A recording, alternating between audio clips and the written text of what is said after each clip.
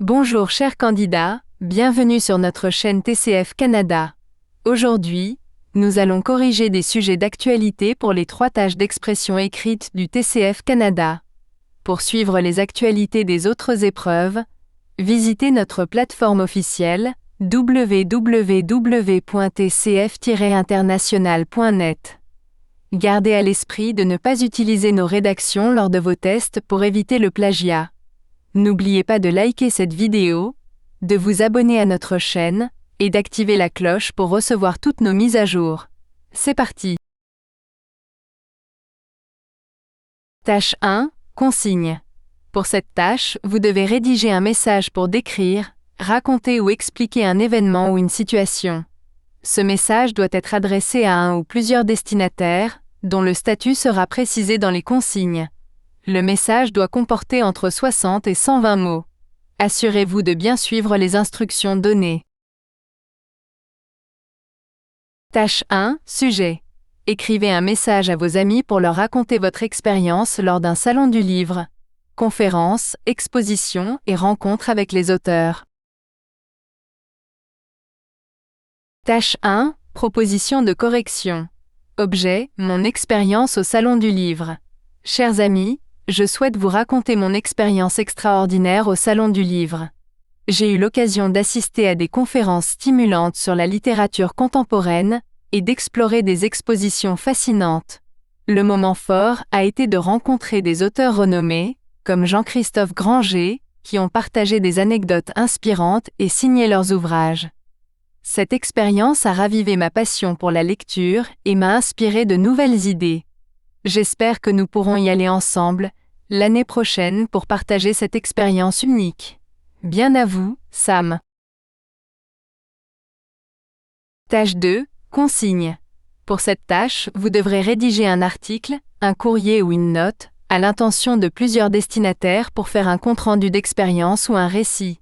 Les comptes-rendus et récits seront accompagnés de commentaires, d'opinions ou d'arguments, en fonction d'un objectif. Par exemple, revendiquer, se réconcilier, etc.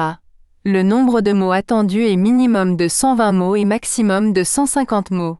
Assurez-vous de bien suivre les instructions données. Tâche 2. Sujet. Vous avez accueilli un étudiant étranger ou une étudiante étrangère pendant une semaine chez vous. Sur votre blog, vous écrivez un article pour raconter cette semaine. Vous expliquez pourquoi vous avez aimé cette expérience.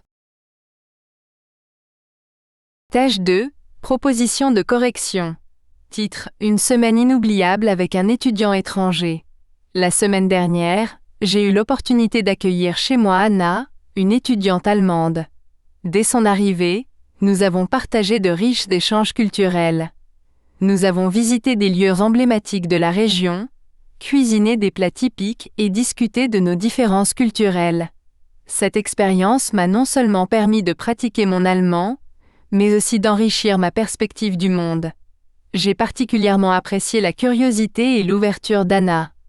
Cette semaine a renforcé mon désir de rencontrer d'autres cultures et d'encourager de telles initiatives. L'accueil d'un étudiant étranger est une expérience profondément enrichissante et je la recommande à tous. Tâche 3. Consigne. Dans cette tâche, vous devrez rédiger un texte destiné à un journal, un site internet, un collègue ou un supérieur hiérarchique.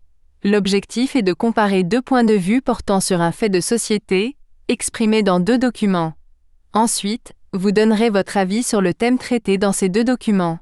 Le nombre de mots attendus est entre 120 et 180 mots. Assurez-vous de bien suivre les instructions données. Tâche 3. Sujet. La restauration rapide. Document 1. Les restaurants rapides se distinguent par leur engagement à proposer une variété de plats équilibrés, respectant strictement les normes d'hygiène.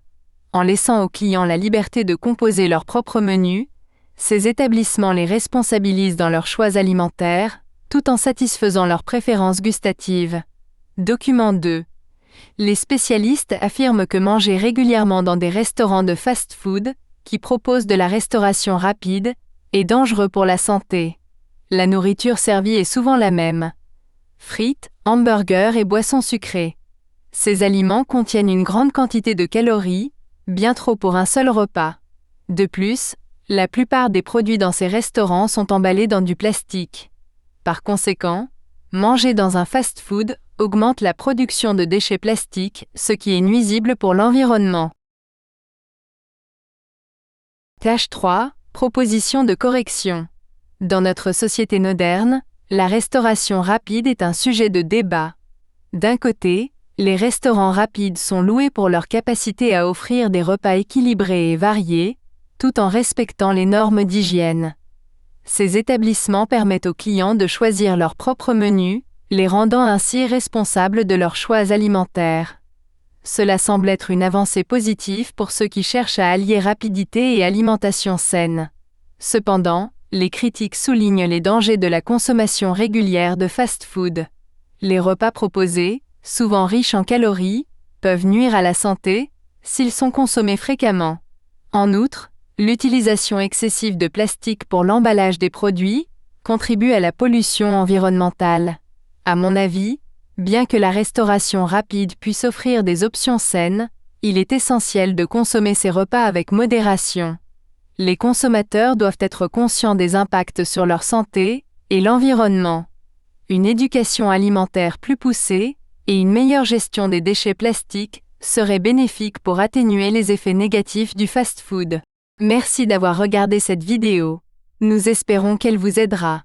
Abonnez-vous à notre chaîne pour ne rien manquer, laissez un j'aime et un commentaire, et partagez avec vos amis si vous avez apprécié.